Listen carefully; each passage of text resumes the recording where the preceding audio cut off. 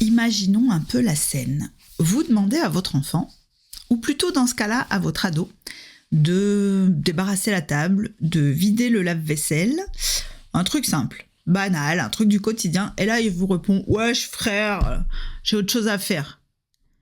Et là, votre sang ne fait qu'un tour, la tension monte, même pas le temps de réfléchir, vous partez au quart de tour. « Ouais, je suis pas ton frère, t'as vu comment tu me parles ?» Et voilà, c'est parti, le repas, le lave-vaisselle peuvent attendre, la dispute est lancée. Et vous savez que ça ne va pas très bien se terminer. Alors je crois qu'on a tous déjà vécu ces moments où une simple parole nous fait bondir, ces moments où on a l'impression que notre ado, pardonnez-moi l'expression, se fout de notre gueule et qu'il nous manque vraiment de respect. On se sent humilié, disqualifié. Et justement, dans cet épisode, je vais vous parler de ce qu'on appelle l'insolence, la différence entre insolence, rébellion, opposition, pourquoi certaines personnes nous font réagir aussi vite et peut-être de ce qu'on peut faire aussi pour réagir autrement. Allez, on plonge dans le Wesh frère et ce qu'il révèle sur nos relations avec nos enfants. Bonjour et bienvenue dans Du côté des parents, un podcast qui, comme son nom l'indique, est résolument tourné vers les parents. Je suis Sandrine Donzel, thérapeute familiale conférencière spécialisée dans l'accompagnement parental depuis 2010.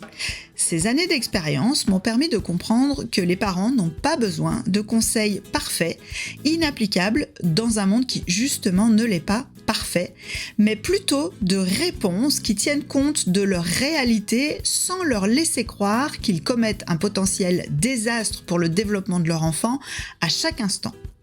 Si c'est ce genre de réponse que vous cherchez, alors bienvenue dans Du côté des parents, un podcast dans lequel je vous propose une approche concrète, pragmatique de la parentalité.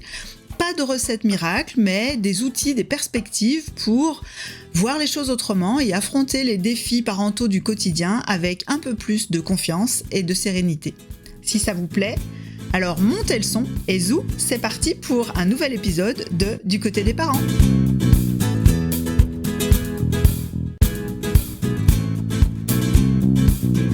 Revenons à cette histoire de Wesh frère. En fait, c'est une auditrice qui m'a demandé de reparler de la colère des parents et qui me décrit pour ça cette scène en disant par exemple, moi, quand je demande quelque chose à ma fille, elle me répond Wesh frère. Et l'auditrice, elle me dit en fait, c'est pas tant ce que ma fille dit qui m'énerve, c'est ma réactivité. Moi, je réponds pas, je réagis. Ça m'agace, je sais que ça sert à rien, mais je peux pas m'empêcher de réagir. Alors, je trouve ça très juste parce qu'on a tous, dans ces moments-là, quelque chose dans le ton, dans les mots, qui vient appuyer pile là où ça fait mal. On sait qu'on va s'énerver et pourtant on tombe dans le panneau à chaque fois. Donc on va essayer de comprendre aujourd'hui qu'est-ce qui se passe dans ces moments-là, pourquoi un mot peut déclencher autant de tension et qu'est-ce qu'on peut faire de différent. Alors, avant d'en revenir vraiment à la scène plus spécifique et voir des choses, des manières de réagir différentes, on va remettre un peu d'ordre dans les mots ou redonner des définitions. Parce que insolence, rébellion, opposition, c'est pas tout à fait la même chose. Ça n'appelle pas forcément le même genre de réaction, même si on peut avoir tendance à les confondre et à réagir de la même manière. L'opposition, c'est quand l'enfant il dit non. Il ne veut pas, mais en fait, c'est une opposition, c'est quelque chose de ponctuel. C'est lié à un moment précis, à une consigne particulière. C'est pas forcément une contestation du cadre en général. L'enfant exprime un désaccord immédiat, circonstancié. C'est une manière de dire, là, je veux faire ce que je veux moi, je ne veux pas faire ce que tu me demandes. Je ne veux pas partir, donc il veut continuer à jouer. C'est un refus circonstanciel qui est lié à la frustration de devoir arrêter de jouer. J'ai pas fini ma partie. Bref, c'est pas une remise en cause du cadre en général, mais vraiment un refus ponctuel de se plier à une contrainte. L'opposition, c'est vraiment une expression de l'autonomie. C'est l'enfant protège, exprime sa liberté d'action immédiate. Le pouvoir n'est pas forcément remis en cause, c'est juste l'injonction du moment. Et en général, ça nous agace, nous les parents, souvent parce qu'on anticipe que ça va prendre du temps et de l'énergie pour contourner cette opposition, obtenir l'adhésion, réussir à faire ce qu'on voudrait parce qu'on n'a pas forcément le temps, on a une contrainte derrière, donc ça nous fait aussi grimper au rideau quand ça se reproduit trop souvent et qu'on a déjà fait beaucoup d'efforts pour obtenir la coopération de l'enfant. Donc là, je vous renvoie à mon épisode sur l'escalade de la coopération, par exemple, qui peut vous donner des clés pour se sortir de là. L'opposition, ça peut poser aussi problème si on la traite comme de la rébellion ou de l'insolence. Je vais y revenir après. Alors justement, la rébellion, qu'est-ce que c'est ? La rébellion, c'est un peu différent de l'opposition. Ça n'est plus un refus circonstanciel, c'est là maintenant, en fait, ça me dérange de faire ça maintenant.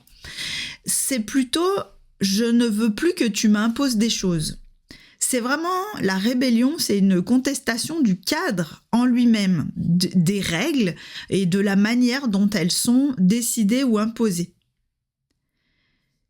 C'est une manière de dire, vos règles ne me conviennent pas. Ça peut s'exprimer par des « ouais, pourquoi c'est toujours toi qui décides à quelle heure je me couche ? C'est pas juste toi tu regardes la télé, moi j'ai pas le droit. Franchement, vous me laissez jamais tranquille, vous contrôlez tout. » Donc c'est ce genre de comportements qui sont plutôt de la rébellion.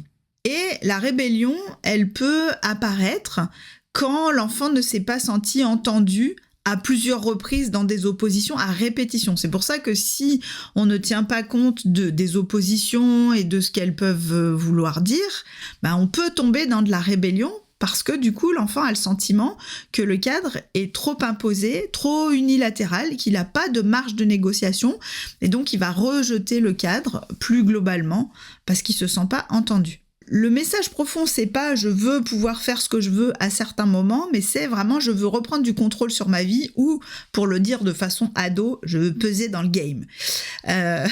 Ces comportements, c'est souvent des tentatives de communication, donc pas forcément très bien comprises par les adultes, mais quand même des manières de dire il y a quelque chose qui ne me convient pas.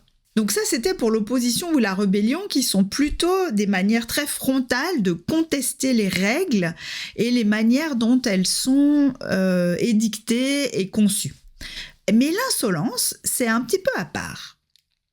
L'insolence, ça ne s'attaque pas à la règle, ça ne s'attaque pas au cadre. Ça s'attaque à la relation et à la place respective de chacun dans la relation. Ça n'est pas un refus de faire.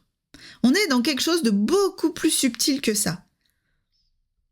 L'insolence, c'est vraiment je ne veux pas faire ce que tu me demandes, ni je ne veux plus que tu décides pour moi. C'est plutôt je ne veux pas être en position basse, je ne veux pas être dominée et je ne me laisserai pas dominer. Et peu importe qu'on fasse le truc ou pas, on peut très bien être très insolent en faisant ce qu'on nous demande.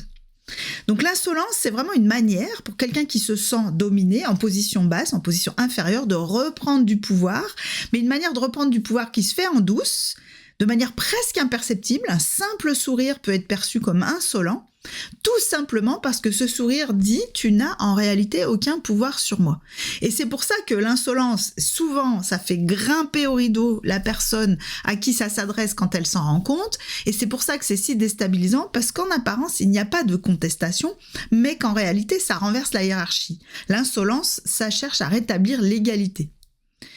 Et ça cherche à rétablir du pouvoir, celui qui provoque, celui qui est dominé dans la relation, en réalité, il a le pouvoir de faire dégoupiller celui qui est proposé, et c'est sa manière de reprendre du pouvoir.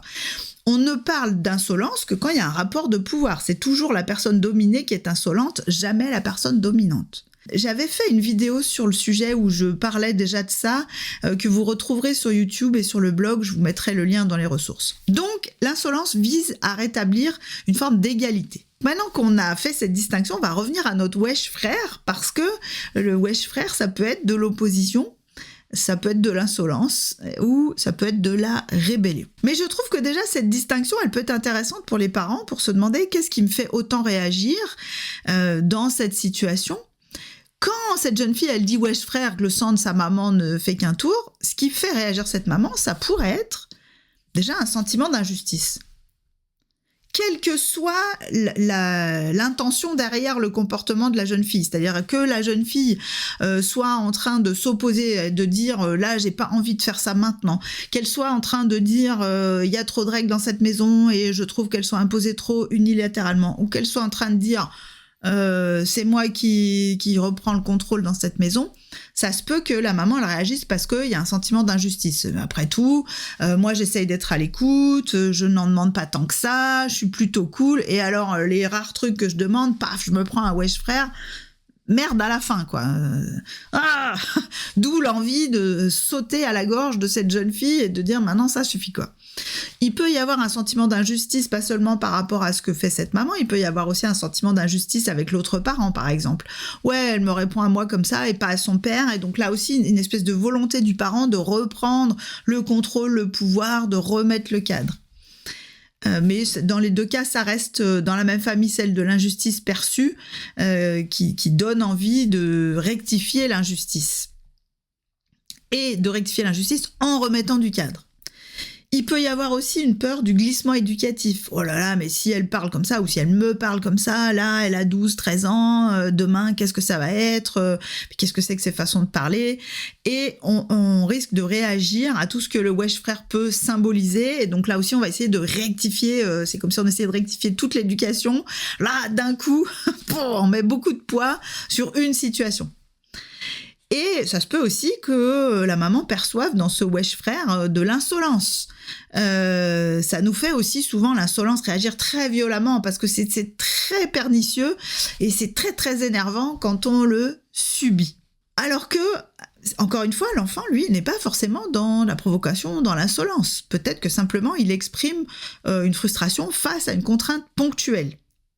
Et que pour se sentir moins impuissant, il peut essayer de reprendre un peu de pouvoir en utilisant de l'insolence ou de la provocation.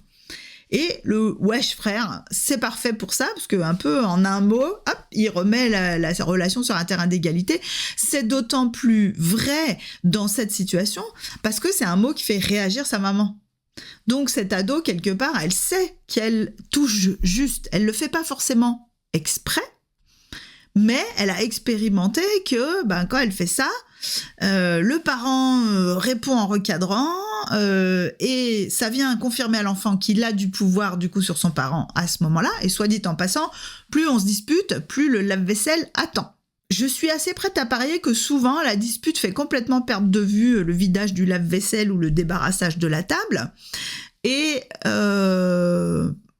que si, pour un enfant en bonne sécurité affective dans sa relation avec ses parents, en tout cas, une dispute de temps en temps lui permet d'éviter quelques tâches, c'est toujours bon à prendre.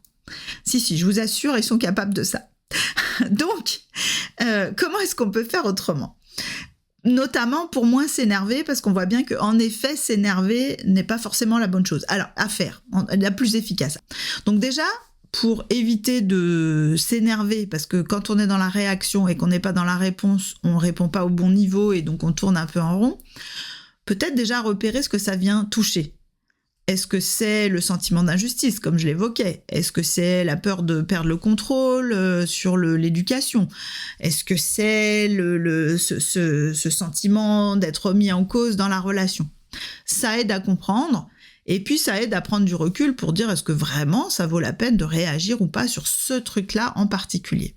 Donc, ça vaut le coup de se rappeler aussi que dans la relation parent-enfant, on est tout le temps en train de rechercher l'équilibre entre deux choses, entre l'objectif éducatif, le message qu'on veut faire passer, la tâche qu'on veut faire à l'enfant, et la qualité de la relation.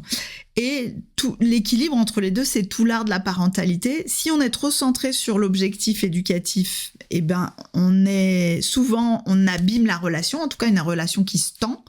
Et si on est trop centré sur la relation, on perd un peu de vue l'objectif éducatif.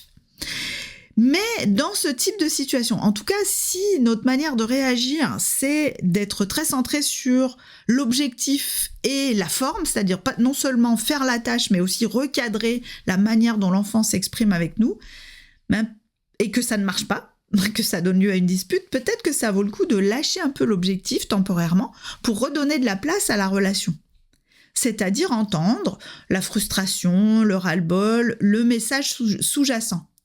Si on reste sur l'objectif et sur fais gaffe à comment tu me parles, on va se heurter à la lutte dans la relation, à l'opposition de l'enfant et peut-être notamment à sa rébellion et à son insolence. Et là, ça va être l'escalade, la dispute assurée. Alors en plus, je le dis, particulièrement l'insolence, ça s'apparente à une mécanique proche du harcèlement. Donc en fait, elle se nourrit du pouvoir qu'elle donne. Plus la personne visée réagit, plus la personne insolente se sent renforcée et sait qu'elle a repris le pouvoir et c'est précisément son objectif en étant insolente. Alors, dans le cas qui m'a été décrit, j'ai quand même de forts soupçons que le wesh frère, c'est probablement juste c'est frustrant ce que tu me demandes, là j'ai vraiment pas envie de le faire maintenant. Et donc là, plutôt que de réagir sur la forme, on peut répondre sur le fond du message, donc entendre la frustration. Ah oui, je sais, ouais, c'est vraiment pénible de vider le lave-vaisselle, t'avais sûrement mieux à faire, je comprends tout à fait, mais merci d'avance quand même. Et là, en fait, on vient de soigner la relation sans perdre complètement le cadre et en envoyant un message de confiance. On peut le prendre aussi beaucoup plus à la rigolade, selon la qualité de la relation qu'on a avec ses ados. Et la prochaine fois que votre enfant vous dit « wesh frère », vous pouvez aussi vous rappeler que vous pouvez sourire intérieurement, répondre tranquillement « Yo, sors la vie de ma mère, je te comprends, c'est grave relou de vider le lave-vaisselle ». Et peut-être que ça peut vous éviter une dispute extrêmement désagréable. Sur ce, je vous dis à bientôt pour un prochain épisode. Et si vous aussi vous avez envie de me soumettre un thème ou de me poser une question précise à laquelle je répondrai dans un prochain épisode, n'hésitez pas à m'envoyer un mail ou à me contacter sur les réseaux sociaux. Vous trouverez toutes les infos dans les ressources de l'épisode. Merci d'avoir écouté cet épisode de Du côté des parents. S'il vous a plu, vous pouvez faire plusieurs choses. D'abord, évidemment, vous abonner pour ne pas rater les prochains épisodes et même vous abonner à ma newsletter pour avoir des infos sur mes interventions, conférences et autres. Le lien est dans la description de l'épisode. Vous pouvez aussi laisser une note et un commentaire sur votre plateforme d'écoute. Ça contribue évidemment à faire connaître le podcast à d'autres personnes à qui il pourrait être utile. Vous pouvez aussi, si vous en avez les moyens, me faire un don parce que ces dons me permettent de libérer du temps pour produire plus de contenu gratuit et accessible à tous comme ce podcast ou les articles sur mon blog. Pour faire les dons, vous trouverez là aussi un lien dans les notes de l'épisode. Et pour finir, très important, si vous avez des questions, des sujets que vous aimeriez m'entendre aborder dans ce podcast, n'hésitez pas à m'en faire part et à me joindre sur les réseaux sociaux ou par email à l'adresse sandrine@scomc.fr. Et sur ce, je vous dis à très bientôt.